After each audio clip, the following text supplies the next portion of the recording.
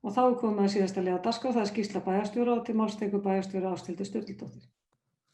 Forseti, bæjarfulltrúar.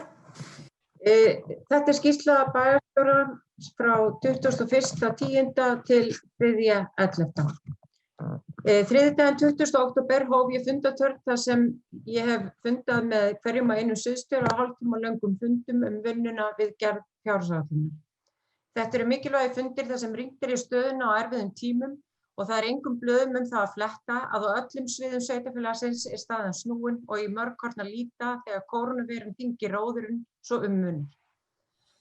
Þar vart að taka það fram að allir fundir mínir þessa dagana, fjölmennir sem fámennir, eru fjarfundir og við höfum verið að sömuleiðis að skiptast á að vinna heima og í ráðhúsinu. Í þar síðustu viku átti ég einnig fundi með fyrirtækjaeigendum og það er deginum ljósara að það kreppir að hjá öllum þeim sem ég hef hitt, í mismiklu mæli þó, en í þeirra huga er þetta spurningum að setja undir sig hausinn og þreyja þorrann.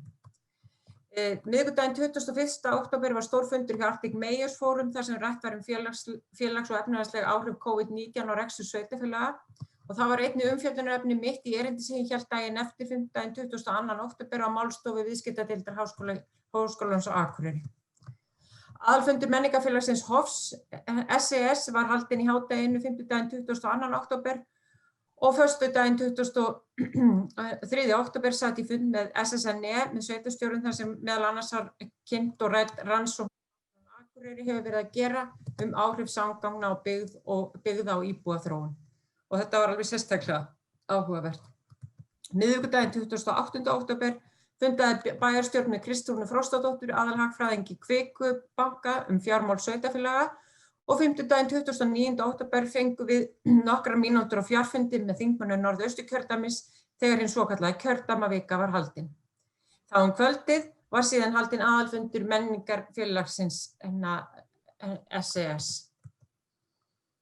Liðna helgi var unnið með fræðslustjóra Akureyrarbæjar skipulagningu skólastarfsins þessa vikuna og hvernig væri unnt að halda því út sem bestum hætti bæði leik- og grunnskólum. Og mig langar til þess að nota tækifærið og hrósa öllu starfsfólki leik- og grunnskóla og fræðslusvæði fyrir frábæra vinnu. Og gærdagurinn 1. nóvember var þéttskipaður á fundum ýmis málefni og má þar kannski helst nefna fund þar sem rýnt var í samninga byggingu nýs hjúkrunarheimilis við Lögmannshlíð. Fasti liðir þessa vikunar eru vinnufundir með bæjarstjórnina fjárhagsáætlunar, stöðufundir með sviðsstjórum og kynningateymi og bæjarstjórnina COVID-19, fundir í samráðshópi almannaheill íbúa og Akureyrar og fundir með aðgerðastjórn almannavarna Eyjafjarðar og lögreglunnar vegna kórónuveirunnar, stöðunar á útbreiðslu smita og nauðsynlegra aðgerða þeirra vegna. Takk.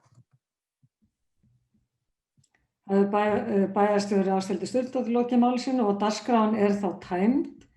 Eftirtaldar fundargerðir eru lagðar fram til kynningar, afgreiðslufundur byggingafulltrúa 22. og 29. október, bæjarráð 22. og 29. október, frístundaráð 28. október, fræðsluráð 19. október, skipulagsráð 28. október, stjórn Akureyrarstofu 15. og 28. október, umhverfis- og mannvirkjaráð 16. október og velferðarráð 21. október. Og þessa fundargerði má allar nálgast á heimasíðu bæjarins og ég segi þá fundi slitið klukkan 16:30. Takk fyrir góðan fund.